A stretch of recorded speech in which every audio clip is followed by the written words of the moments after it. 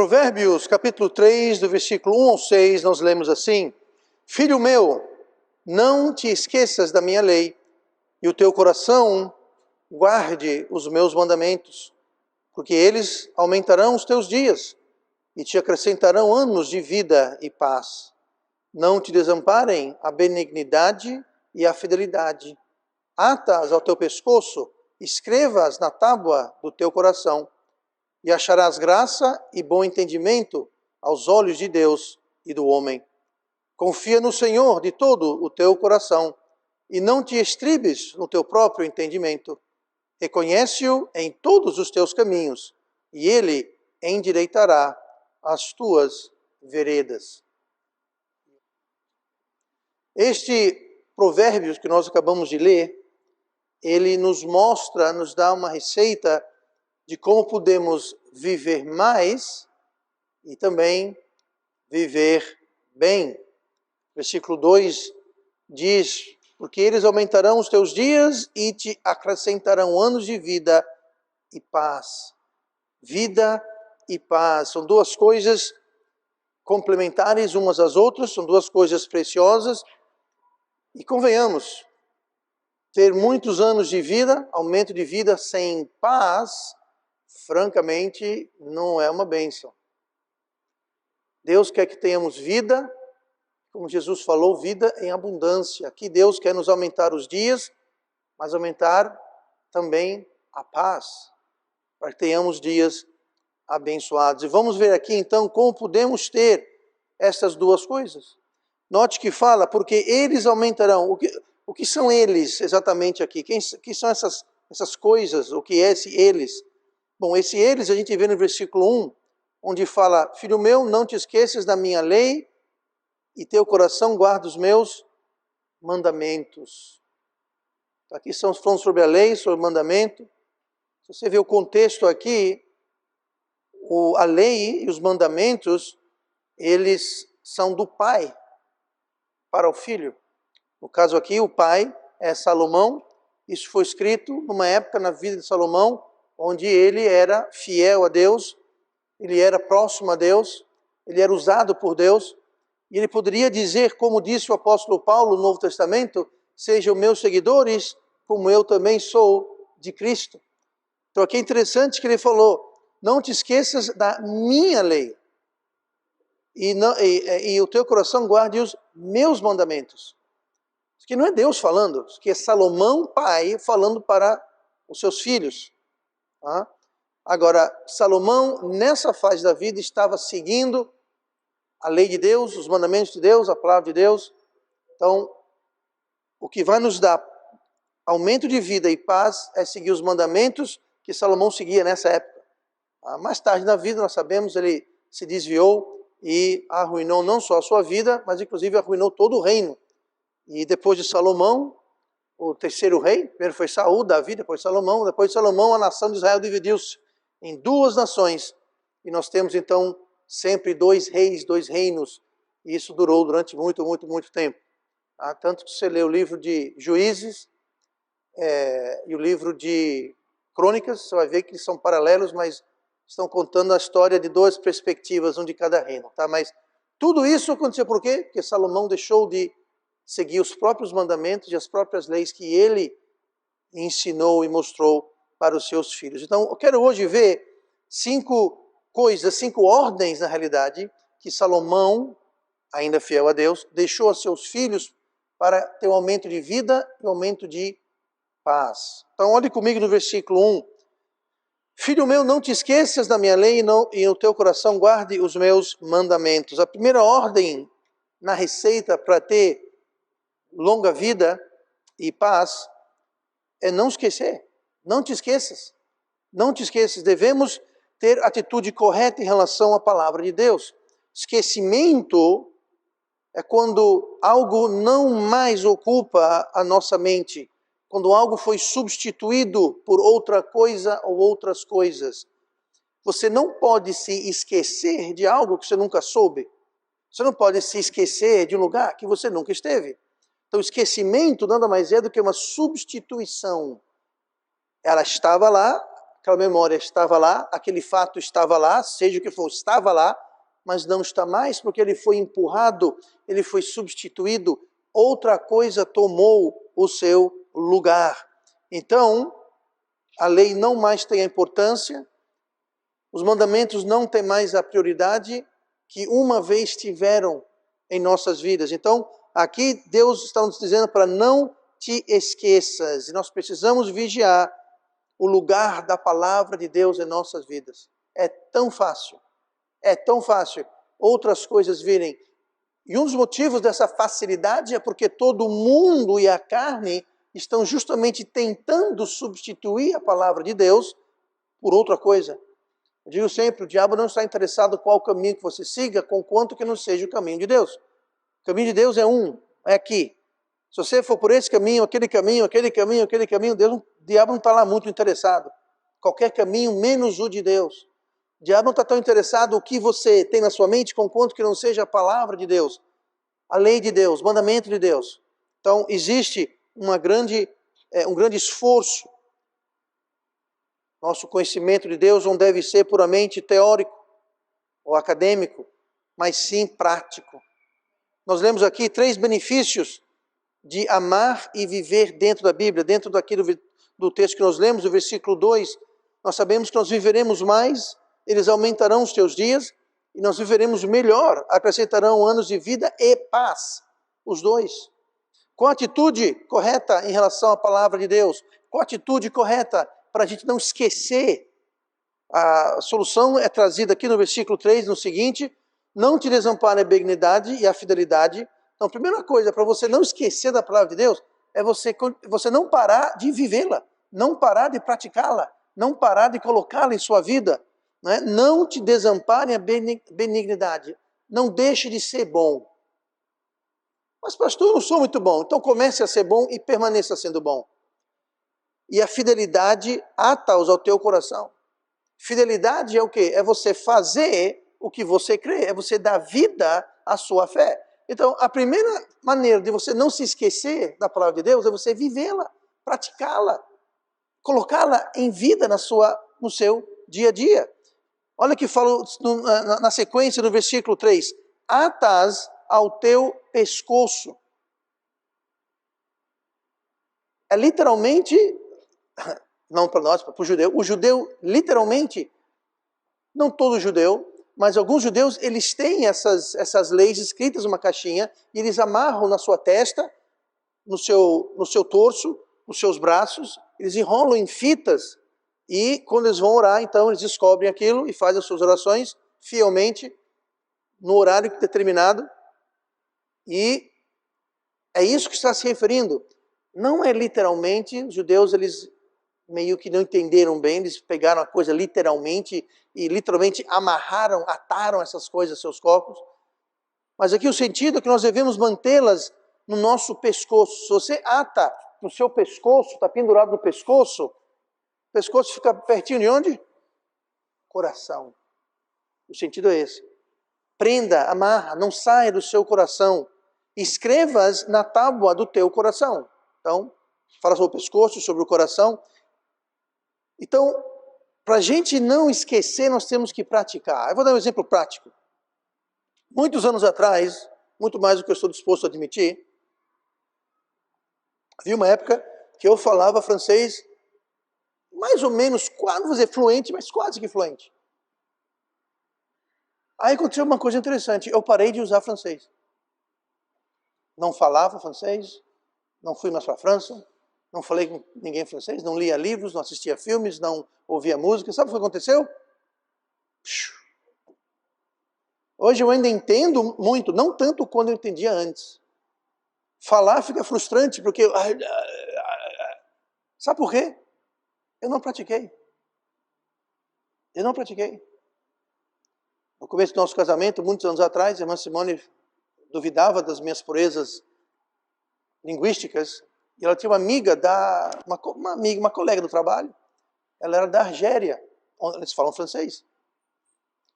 Aí eu falei, faz o seguinte, duvida de mim, esqueci o nome dela agora, traga sua amiga aqui em casa para tomar um café, e eu vou mostrar para você. Olha, ela está ali, ó, tá vendo? Se escondendo para não passar vergonha. Aí ela veio e eu e a amiga da irmã Simone ficamos conversando durante meia hora, 40 minutos, em francês. E ela ficou lá só com... como é que você fala? Cara de tacho, acho que é a expressão correta. Pois é. Eu não mais poderia fazer isso hoje. Por quê? Porque eu parei de praticar. Eu parei de fazer. Quando nós deixamos de praticar e viver a palavra de Deus, sabe o que vai acontecer? Nós vamos acabar esquecendo. Então Deus fala, não te esqueças. Como? Sendo bom, ata no seu pescoço, escreva no seu coração, que a palavra que usa é não te desamparem a benignidade e a fidelidade. Siga sendo fiel. Agora, a pessoa que é infiel, deixa de fazer o que é bom e não guarda a palavra de Deus, ele vai esquecer. Isso não vai aumentar nossos dias e não vai nos trazer paz. Então, primeira item da receita, não te esqueças. O que mais? Versículo 5, não te estribes. Confia no Senhor de todo o teu coração e não te estribes no teu próprio entendimento. Essa palavra estribar, ela tem um sentido equino, que é você colocar os seus pés na sela, na estriba, e você... Alguém aqui cavalga, anda de cavalo? Ninguém é cowboy, é cavaleiro? Não? Pois é. Você coloca um pé numa estriba, aí você sobe, coloca outro pé na outra estriba, e você usa aquilo, não é para descansar os pés, é para você se apoiar, especialmente quando você está galopando. Se você não se apoiar nos seus pés e usar suas pernas como amortecedores, já viu alguém andar de cavalo assim? Pois é, ele não está usando os estribas. Tá? O cavalo está troteando, galopando, e a pessoa está... E não é assim, não é assim. Não tirou carteira de cavaleiro. Tá? Então, esse estribar é justamente você... Aliás, a segunda definição do dicionário português é usar algo como fundamento, apoio, basear ou fundamentar. É justamente isso. Está no cavalo, você está se equilibrando, se apoiando nas estribas da sela. Você está estribando. E aqui está dizendo, não te estribes. Em quê? No teu próprio entendimento. Nós temos que nos fundamentar, nos apoiar na palavra de Deus. Confia no Senhor de todo o seu coração. O que é o oposto de confiar no Senhor de todo o coração? Não te estribes no seu próprio entendimento. Se a gente não confia em Deus, se a gente não se estribar nas coisas de Deus, na palavra de Deus, nós vamos se estribar no nosso próprio entendimento.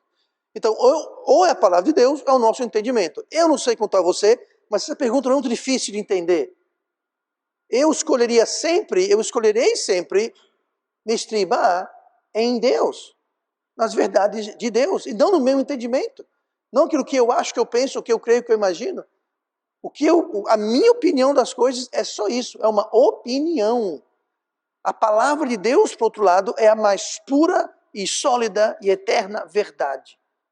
Então, você quer andar de cavalo e ficar... e é capaz de cair para um lado, cair para o outro. Aí a escolha é sua, a escolha é nossa. Mas não vai nos aumentar nossos dias e, mais importante, não nos vai trazer paz. É o que está dizendo aqui a palavra de Deus. Precisamos ser fundamentados na palavra de Deus. E para isso precisamos confiar em Deus. E como diz o versículo 5, confie no Senhor de todo o seu coração. Todo o seu coração. Não é para confiar em algumas áreas, em algumas coisas, em alguns momentos, em algumas situações e circunstâncias. Não, é para confiar de todo o nosso coração, completamente confiar, seja lá qual for a situação. E quando não se confia de todo o coração, aquele pouquinho, ou aquele montão que nós não confiamos, porque não foi todo, nós acabamos colocando aquela confiança aonde? Adivinha onde?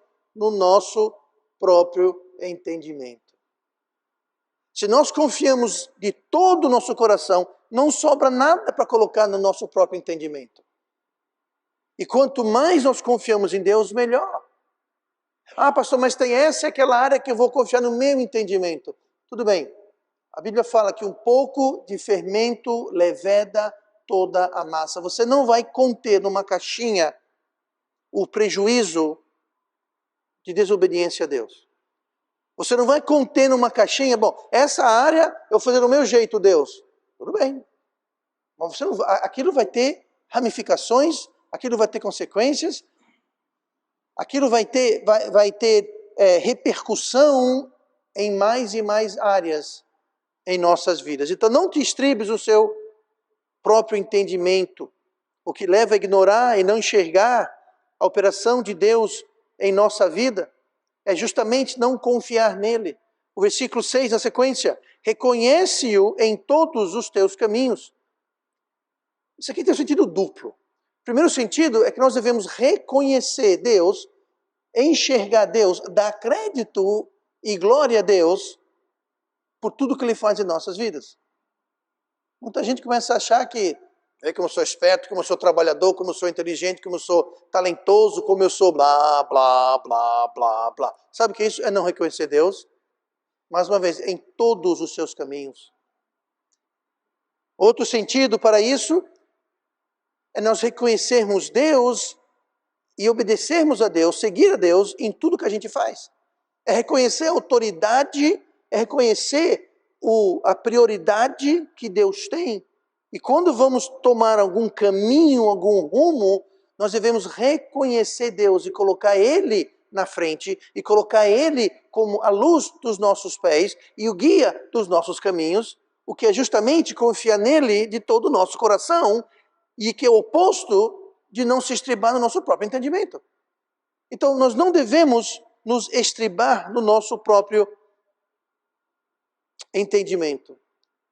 Uma enorme vantagem de não se estribar no nosso entendimento, reconhecer Ele nos nossos caminhos, a gente vê ainda no versículo 6, onde fala, reconhece-o em todos os seus caminhos, e Ele endireitará as tuas veredas.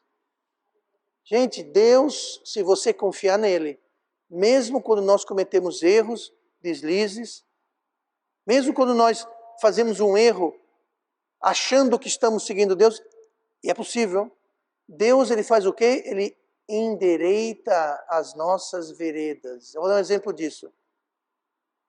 De um erro honesto e sincero, mas era errado, e que Deus corrigiu. Falei isso outro dia.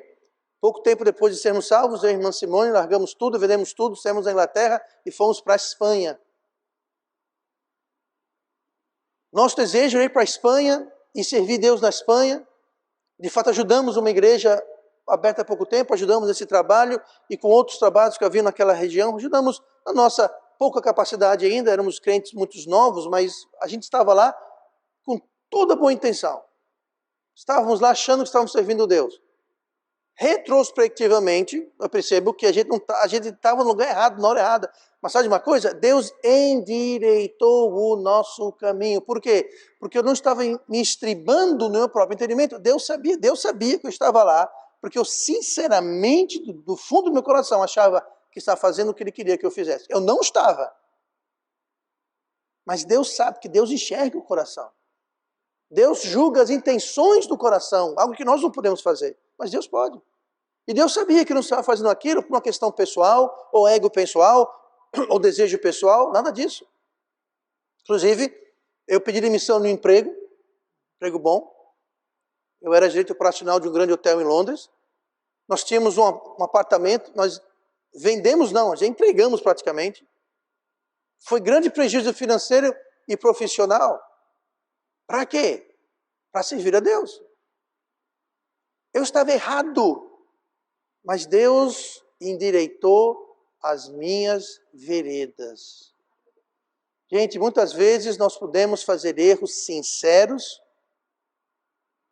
e Deus pode endireitar. Porém, quando o nosso erro não é sincero, é proposital. É um erro fruto da rebeldia, da desobediência, da teimosia.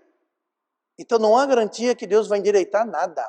Deus vai deixar você seguir a sua vereda. Ele vai dizer assim, vá por aqui. Quer não? Quer ir por aí? Vá. Vá-se embora. Deus fez isso com Paulo. O apóstolo Paulo falou, eu vou para Jerusalém testificar aos meus irmãos os judeus.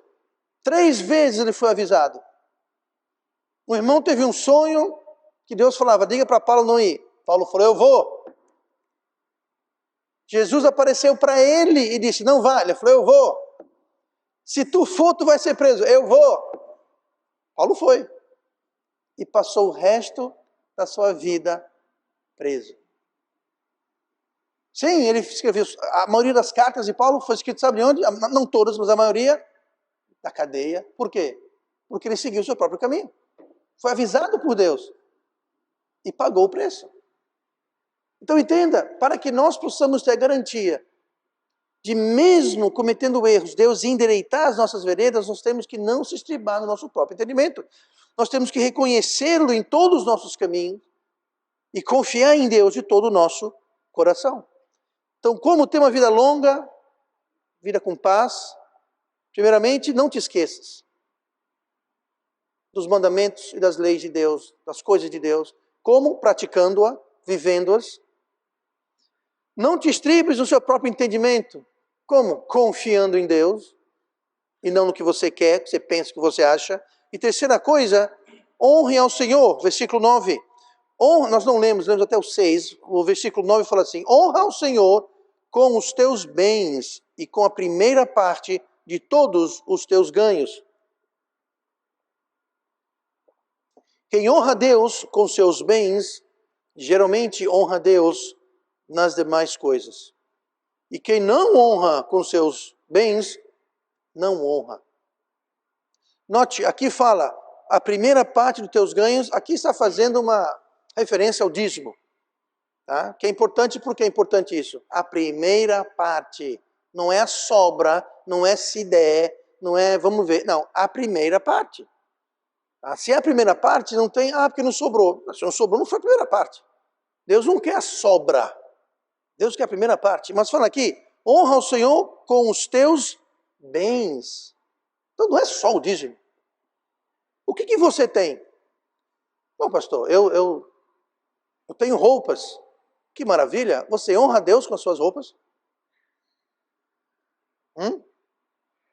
Você traz honra e glória a Deus da forma que você se veste? Aos seus bens. Eu tenho um veículo, que maravilha, glória a Deus. Você honra a Deus com o seu veículo? Como assim? Você usa ele a serviço de Deus?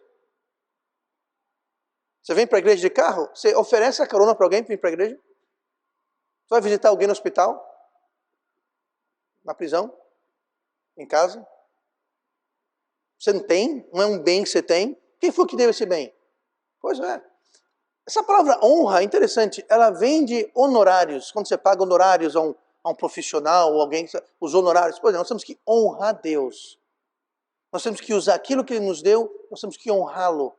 Devemos pagar a devida importância e gratidão a Ele.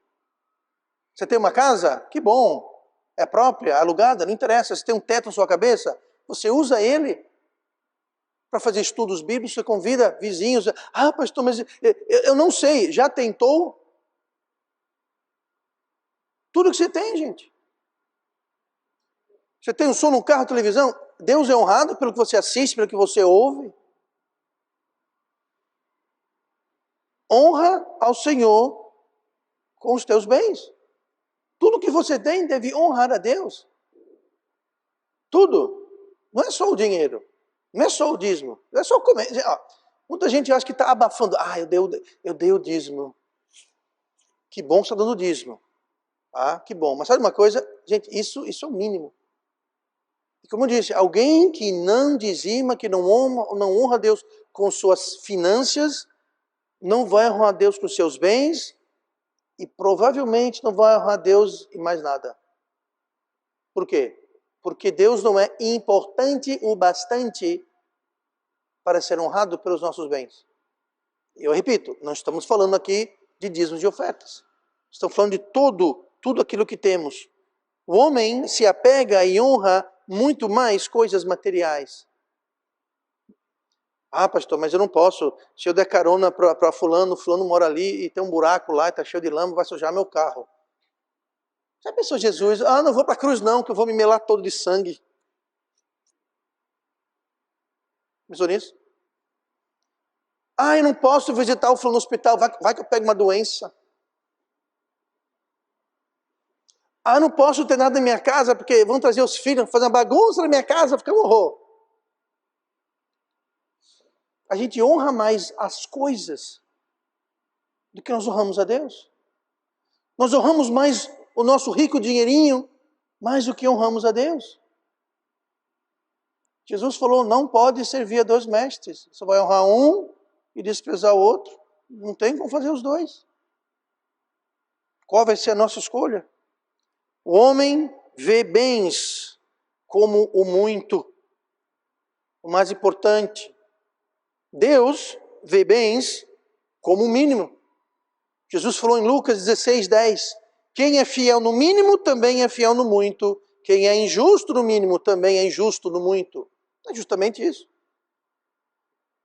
Se nós não somos fiéis no mínimo, que é o quê? Os nossos bens. Gente, sabe que fim vai ter os nossos bens? É destruição.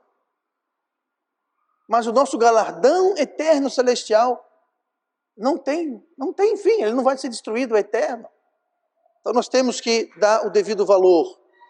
Devemos honrar a Deus com todos os nossos bens. Quarta coisa,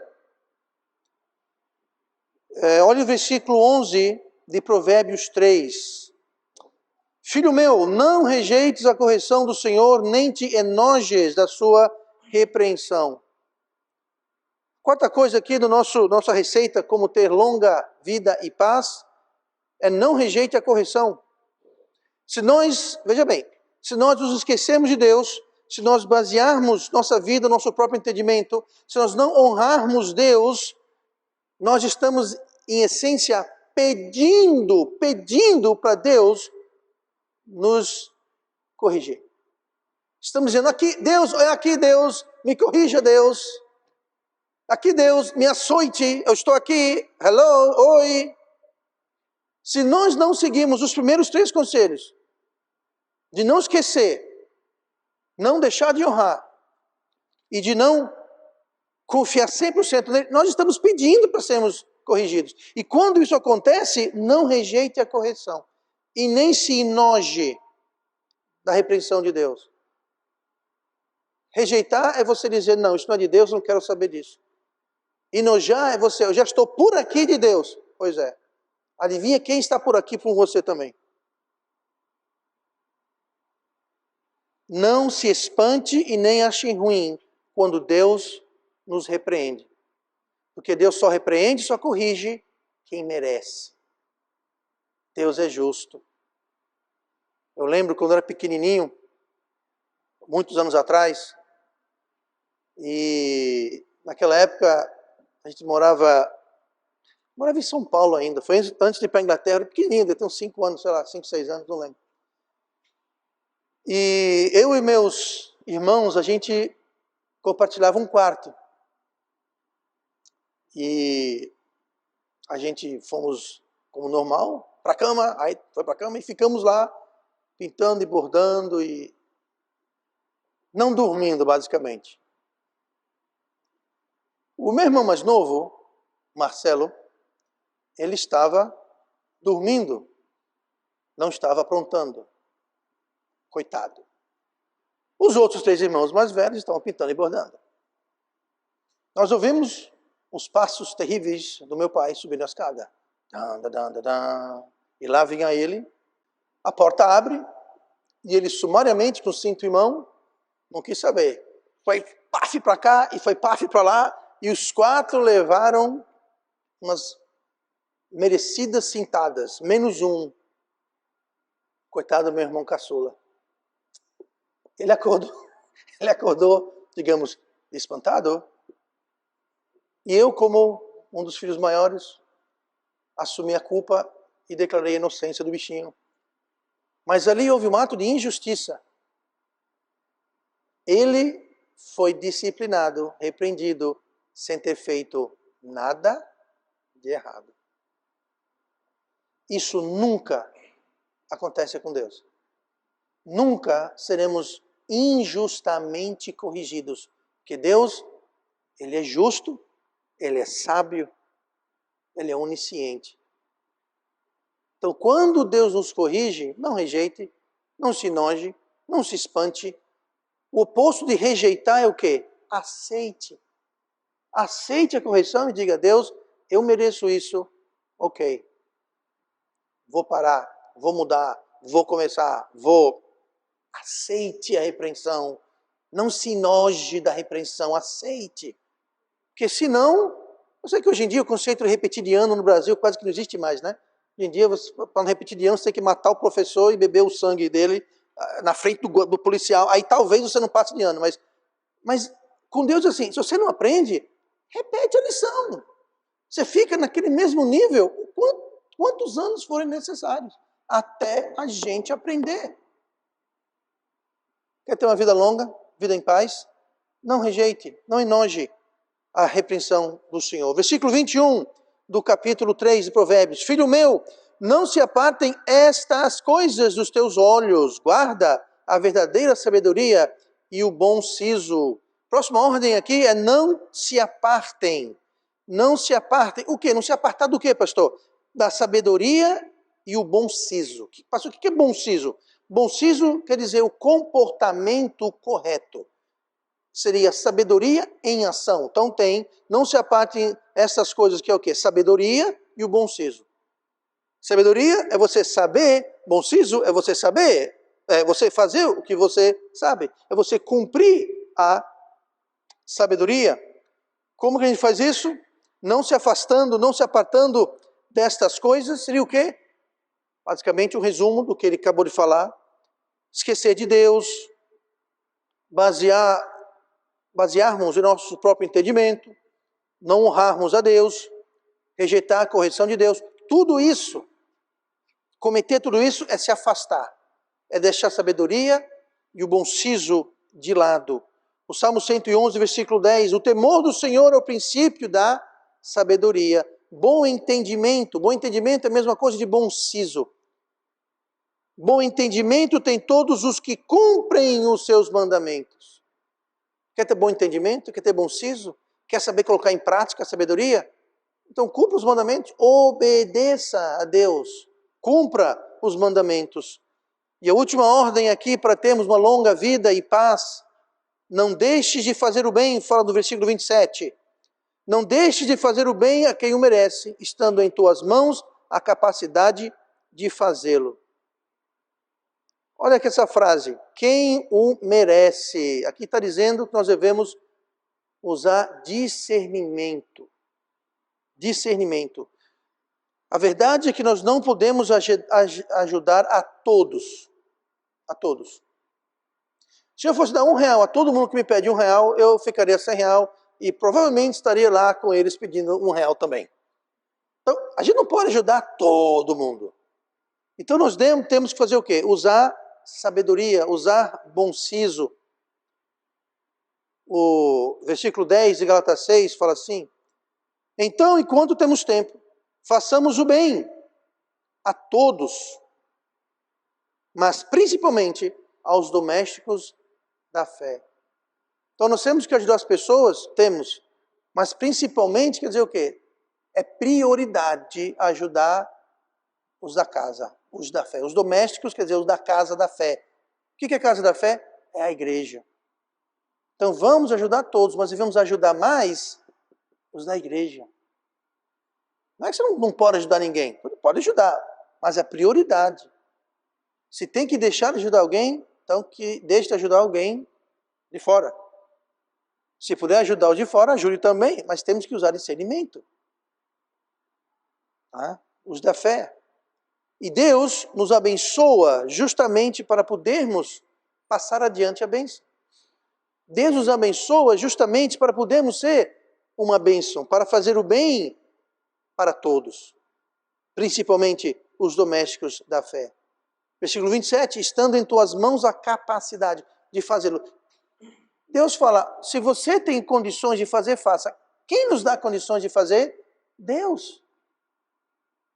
Deus nos dá condições.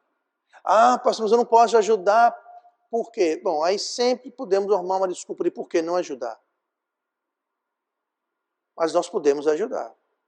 De alguma forma, todos nós podemos ajudar.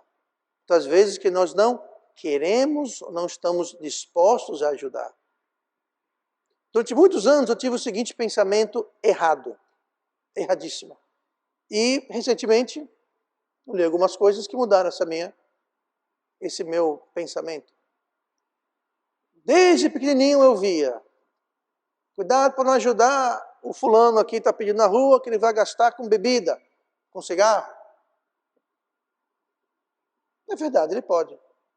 Mas ele pode também comprar comida, remédio, pagar uma conta. E quem sou eu para pré-julgá-lo, a ponto de condená-lo a não receber uma possível ajuda, porque ele pode não fazer aquilo que eu acho que deve fazer. Se ele tem o direito, se eu tenho direito, ao nosso ver, esse é meu dinheiro, eu vou fazer o que eu quiser com ele, uma vez que eu dou esse dinheiro para aquela pessoa, ele tem o mesmo direito que eu tenho de fazer com o meu dinheiro, porque eu dei aquele dinheiro. Tem muita coisa que você faz com o seu dinheiro que talvez não honre muito a Deus. Eu não estou dizendo que é certo, mas é um direito seu. Então nunca deixemos de ajudar alguém simplesmente porque ele vai gastar em... E dois, tu vai dar quanto para ele, hein? R$500? R$1 não dá para comprar muita coisa com R$1, boa ou ruim. Mas o ser humano usa essas coisas, no fundo, sabe por que é? É para não dar, é uma desculpa, uma justificativa de não ajudar alguém. Você está ligando que a pessoa vai fazer ou não vai fazer com aquele 50 centavos que vai dar para ele? Você não está ligando, você está só querendo buscar uma desculpa para não ajudar. Vamos usar sabedoria, mas não vamos deixar de fazer o bem se está em nosso alcance. Muitas vezes, aconteceu já na porta da minha casa, às vezes aqui na porta da igreja, vem alguém com uma conversa que eu tenho que comprar remédio, minha filha está em casa, e só está faltando R$20 para completar o remédio tal coisa. Eu falo, faz o seguinte, me dê a receita, que eu ligo para a farmácia, eu não vou ajudar, eu vou comprar,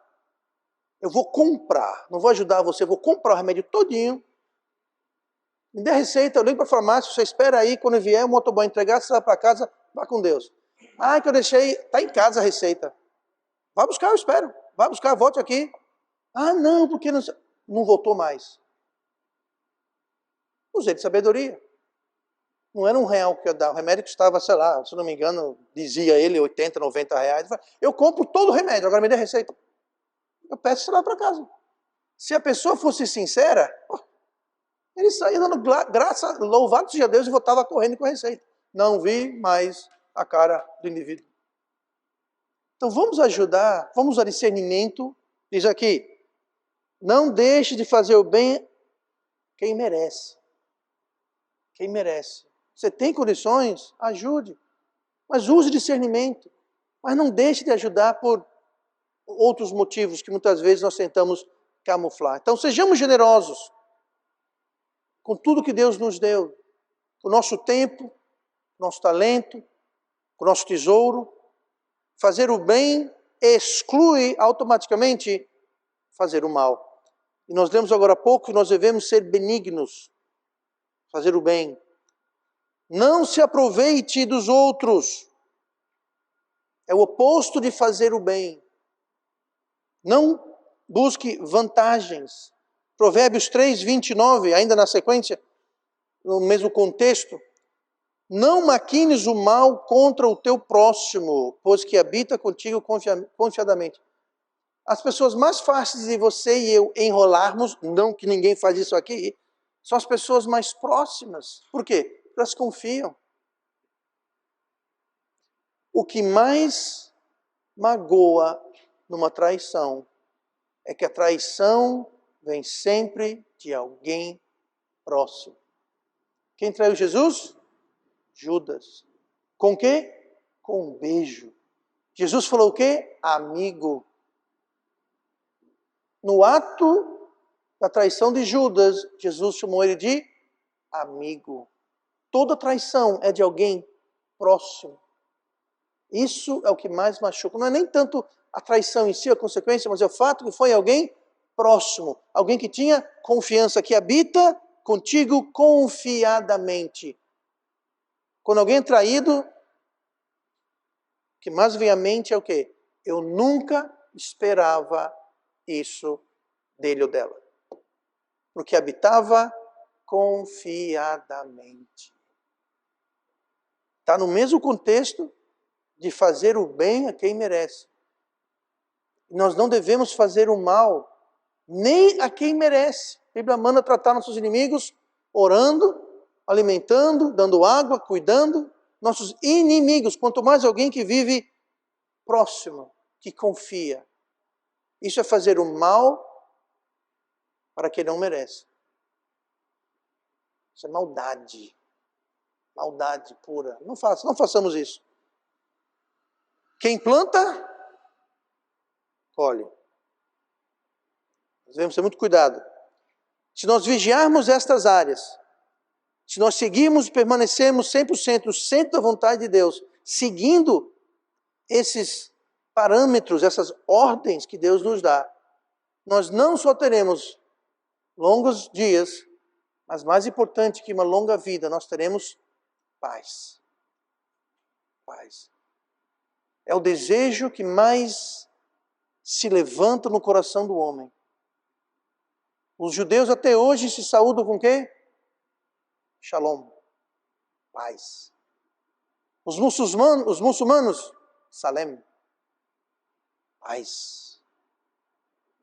O mundo almeja paz. Um dos cavalos do Apocalipse, os 4 cavaleiros do Apocalipse, um vai ser alguém que vai trazer paz. É o cavalo branco. Ele tem um arco, mas não tem flecha. Representa o quê? Paz. Paz, livre de rumores de guerras, doenças, essas confusão econômica. O mundo busca a paz. E o anticristo, lembrando que logo antes disso vai ter o arrebatamento que vai jogar o mundo num caos, confusão total. Pois é, aí vai vir o anticristo oferecendo o quê? O que o mundo mais quer? Paz. Pois bem, a fonte da paz está aqui, ó. Seguindo estes parâmetros, nós podemos ter paz. A nossa vida pode ser um ecossistema, uma bolha de paz num mundo conturbado. Isso é possível se seguirmos a palavra de Deus.